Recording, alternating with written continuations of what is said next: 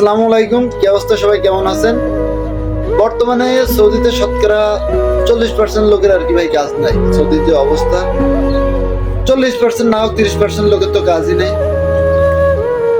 এখন সৌদিতে তো ভাই দালালেরও কোনো অভাব নাই, আল্লাহর অশেষ রহমতে। এখন যারা এই যে সৌদিতে দালালি করে, এটা আপনাদের বলবে কি কাজ এবং কাফেলার জন্য তাদের সাথে যোগাযোগ করতে।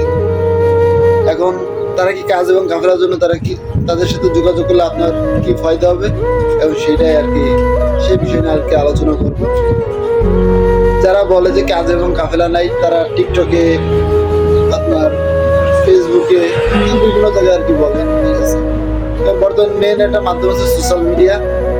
এখন আপনারা তাদের সাথে যোগাযোগ করলে তারা কি আদৌ আপনার কাজ এবং কাফেলা করাই দিতে পারবে কি পারবে না, সেটা হচ্ছে মুখ্য বিষয়। যখন আপনারা তাদের সাথে যোগাযোগ করবেন, করার পরে তারা আপনাদের তাদের লোকেশনটা দিবে। দেওয়ার পরে আপনি যখন সেই জায়গায় যাবেন, যাওয়ার পরে তারা আপনাকে একটা রুমে রাখবে। রাখার পরে আর কি তারা কাজ সন্ধান করে আপনার কাজ দেবে, ঠিক আছে। তাদের হাতে ভাই কোনো সময় কোনো কাজ থাকে না। শতকরা 100 দালালের ভিতরে এমনকি ভাই 95টা দালালের কাছে সবসময় কাজ থাকে, ঠিক আছে। এখন যখন আর কি আপনি গেলেন, যাওয়ার পরে আপনার খুঁজে কাজ দিল, কাজ দেওয়ার পরে সে জায়গায় কাফেলা করবে কি করবে না, তারা আপনাদের কাছ থেকে কাফেলার জন্য টাকা নিবে 2500 রিয়াল 3000 রিয়াল টাকা নিবে। কম বেশি ভাই যারা সৌদিতে আছেন সবাই কম বেশি জানেন যে কাফেলা করতে খরচ হয় 2000 রিয়াল। তারা নিচ্ছে কত? 2500 রিয়াল 3000 রিয়াল। এখন 2500 রিয়াল 3000 রিয়াল তারা কি কোনো কফিলে টাকা দিচ্ছে দিয়ে কি আপনার সেই জায়গায় কাজে দিচ্ছে? ভাই না, তারা কোনো কফিলে টাকা দিয়ে আপনারা কাজে দিচ্ছে না। এখন যখন আপনারা কোনো কফিলে টাকা দিয়ে কাজে দিচ্ছে না, তখন আপনার কফিল আপনার কাফেলা সহজে করবে না। সে আপনার কাজ যদি ভালো লাগে আপনার কাফেলা করবে, না ভালো লাগলে সে কাফেলা করবে না। 2500-3000 রিয়াল তো তাকে দিয়েই দিচ্ছেন।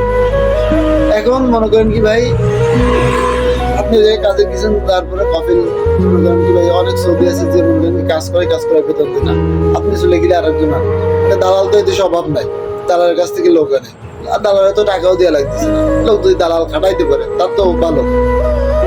এখন মনে করেন কি আপনারে যখন ওই জায়গা থেকে সে কাফেলা করতেছে না, না করলে আপনি কি করতেছেন, আপনি এসে বলতেছেন যে আপনার দালালকে যে এরকম ওরা তো কাফেলা করতেছে না বা বেতন ঠিকঠাক মতন দিচ্ছে না, তো কি করবো। এখন ওই যে ভাই সৌদি একটা কথা আছে না যে কিদা কিদা, ঠিক আছে, মানে সিধা সিধা আলাতুল কিদা কিদা।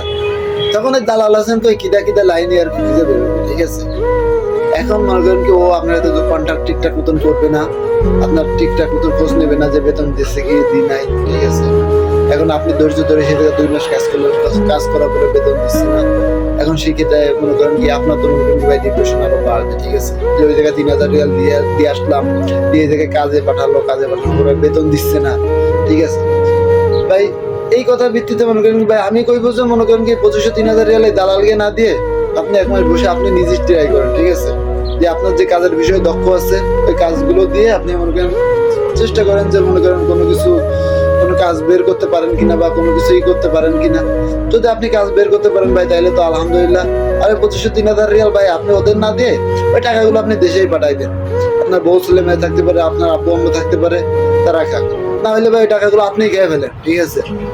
তবু ওই দালালকে টাকা দিয়ে যে কাজ আর কাফেলা করার দরকার নেই, ঠিক আছে। কোনো সৌদিরে ভাই আপনি যদি নিজে যে মনে করেন কি ভাই দিয়ে যে জায়গায় লোক লাগবে, আপনি যদি 2000 রিয়াল দিয়ে যদি আমার এই জায়গায় কাফেলা করে নে, 70 জন সৌদি ভাই মনে করেন কি ভাই আপনার কাফেলা করে নেবে, ঠিক আছে। তো ওই দালালকে খপ্পরে পড়বেন না, দালালকে কাছে যাইবেন না।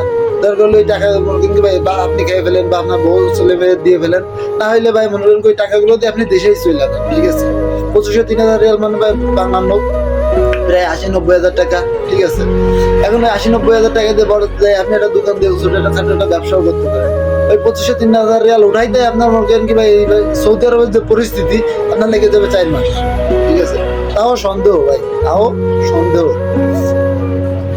সো সবাই ভাই বি কেয়ারফুল যে দালালকে খপ্পরে ভাই পড়বেন না, ঠিক আছে। দালালকে থেকে সবসময় সাবধানে থাকবেন। সবাই ভালো থাকবেন, নিজের খেয়াল রাখবেন, আর সবসময় সাবধানতা অবলম্বন করবেন। আসসালামু আলাইকুম, সবাই আমার জন্য দোয়া করবেন। আল্লাহ হাফিজ।